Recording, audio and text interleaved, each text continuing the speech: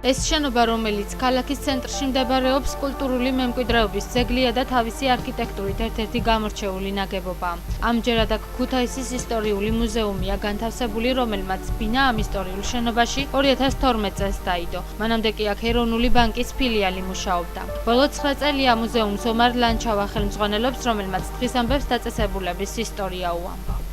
ეს დაწესებულება 1912 წელს დაარსდა. განვითარების სხვადასხვა ეტაპი და ამ ხნის მანძილზე თითქმის 1 საუკუნის მანძილზე მოგროვდა უამრავი ექსპონატი და კულტურული მემკვიდრეობის სხვადასხვა ძეგლი, რომელიც ჩვენთან არის დაცული. მუზეუმში სხვადასხვა დროს მოღვაწეობდნენ ცნობილი პიროვნებები, მათ შორის ტრიფონ ჯაფარიძე, გრიგოლ გველესიანი, მიხეილ ნიკოლაიშვილი და სხვები. ერთი სიტყვით მუზეუმი აკეთებდა და აკეთებს იმ ღირსეულ საქმეს, რომელსაც ქვია კულტურული მემკვიდრეობის სამსახური. რო გითხრათ, რომ მუზეუმს სათანადო პირობები ჰქონდა შექმნილი მისი განვითარებისათვის, არ იქნება მართალი, იმიტომ რომ მუზეუმი ყოველთვის განიცდიდა შენობის და ფართის დაკლებობას. ამიტომ მას სხვადასხვა ხელისუფალი სხვადასხვა დროს აძლევდა ქალაქის სხვადასხვა შენობას, გამოთავისუფლებულ შენობას. 2012 წელს გადმოგვცეს ეს შენობა ყოფილი ეროვნული ბანკის შენობა. ეს შენობა აგებულია 1994-96 წლებში ინჟინერ სახაროვის პროექტით. ადამიანებს შორის, რომლებმაც მუზეუმში ეპოქა შექმნეს, ერთ-ერთი მაია საჭკოვია. მუშაობდა ძველ შენობაშიც, რომელიც დავით აღმაშენებლის მოედანზე მდებარეობს და ახლა მიტოვებულია. მუზეუმში 1995 წლიდან არის დასაქმებული. დღის ამბებთან სამსახურში მისვლის პირველ დღეებს იხსენებს. მუზეუმში 1995 წლიდან ვმუშაობ, თუმცა მე მუზეუმთან მთელი ბავშვობა მაკავშირებს. იმიტომ რომ ჩემი დედა ქალბატონი ცვიალა ზვიადაძე წლების მანძილზე მუზეუმში ეთნოგრაფიულ განყოფილებას ხელმძღვანელობდა და ალბათ ბავშვობის ასაკიდან ყოველი დღე აქ მაქვს გატარებული. ამიტომ ჩემთვის ძალიან ამაღლებული იყო ის ფაქტი, რომ მე თავად გავხდი ამ კოლექტივის თანამშრომელი და მარტივიც არ იყო, მინდა გითხრათ, მაგრამ მე ვფიქრობ, რომ ძალიან წარმატებულად გავართვი ამ ყველაფერს თავისთავად მუზეუმის თანამშრომლობა ეს მარტივი ამბავი არ არის, ესე რომ ვთქვათ. ეგ უნდა გიყვარდეს პირველ რიგში შენი სამშობლო, შენი ქალაქი, შენი წარსული და ყველა ის ნივთი, რომელსაც თქვენ აქ ხედავთ. ჩვენ არა მარტო მე, არამედ მუზეუმის ნებისმიერი თანამშრომელი ყოველდღიურად ხვდება და ეფერება ამ ნივთს.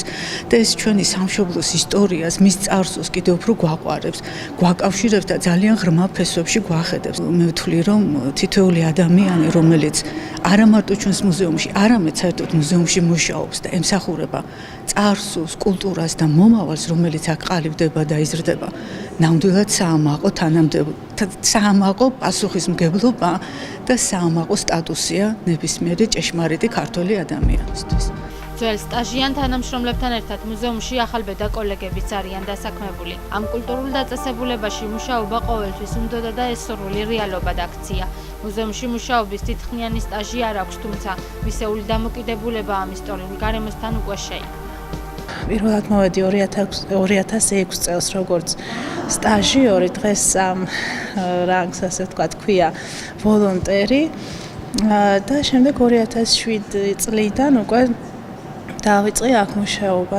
აქ გახლავთ უამრავი ნივთი, რომელიც უკავშირდება საქართველოს უძველეს ტრადიციებს, ხელოვნების თითქმის ყველა დარგი გახლავთ აქ წარმოდგენილი და ბევრი მათგანი არის საკვლევი, ასე რომ ჩვენი მნიშვნელობა აქ არის ძალიან დიდი და ვიკვლევთ ყველანაირად აი ამ კუთხით მუზეუმის ექსპონატებს იმისათვის, რომ სრულყოფილად წარსდგნენ ისინი დამთვალიერებლების წინაშე, ვიზიტორების წინაშე და მათაც შეექმნათ ესეთი ძალიან დიდი და სრულფასოვანი შთაბეჭდილება მთელი ქართული კულტურისა და ხელოვნების შესახებ. აქ დამხვდა სხვათა შორის ძალიან მეგობრული, თბილი და სამეცნიერო გარემოც. ფაქტიურად რაც ვისწავლე მე, ესეთი სამუზეუმო საქმიანობა ძალიან დიდად უკავშირდება სწორედ ამ მუზეუმის თანამშრომლებს, ღვაწლმოსილ გამოცდილ თანამშრომლებს, რომლებიც მე აქ დამხვდნენ. და რომელთა მაგალითებზეც ძალიან ბევრი რამე ვისწავლე. დღის ძალიან დიდ ნაწილს სწორედ მუზეუმში ვატარებ, ასე რომ ნამდვილად ფასდაუდებელი მნიშვნელობა აქვს ჩემთვის ამ სივრცეს და ძალიან მინდა რომ თითოეული ქართველისათვის ეს სივრცე გახდეს ძალიან ახლობელი, მშობლიური და ისეთივე ოჯახი, როგორც არის ჩვენთვის, თანამშრომლებისათვის. ქუთაისის ისტორიულ მუზეუმსა და შენობაზე, რომელშიც ისაა განთავსებული ცნობებს ქუთაისის არქივი ინახავს. მერაბ კეზევაძის თქმით, ეს მუზეუმი ერთ-ერთი ყველაზე გამორჩეულია ექსპონატების თვალსაზრისით, ასევე გამოარჩევს ისტორიულ შენობასაც.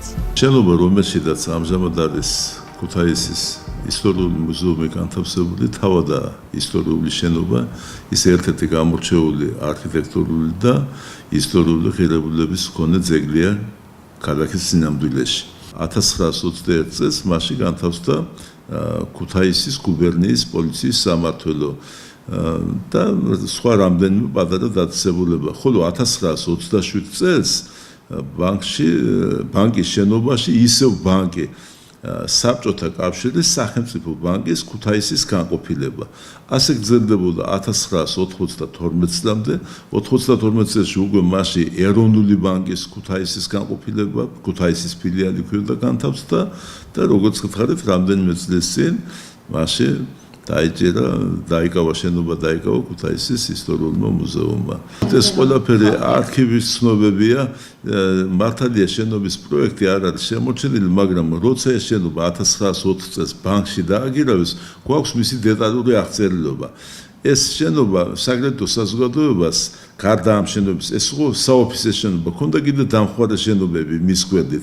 მათ შორის ერთ-ერთი შენობა, სადაც ცნობილი ლაღიძის წყლების წარმოება დაიწყო ქუთაისში, მიტროფანე ლაღიძემ, სადაც პირველი ის ცნობილი ლაღიძის წყალი ჩამოასხა და იყო საყინულე ქარხანა, ყინულის დამამზადებელი ქარხანა და სხვა ამ ტერიტორიაზე.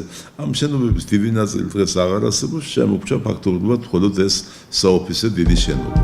ქუთაისის ისტორიული მუზეუმი 200.000-მდე ექსპონატს აერთიანებს, თუმცა იქედან გამომდინარე, რომ შენობა არ არის საკმარისი, ყველა ექსპონატის გამოფენა ვერ ხერხდება.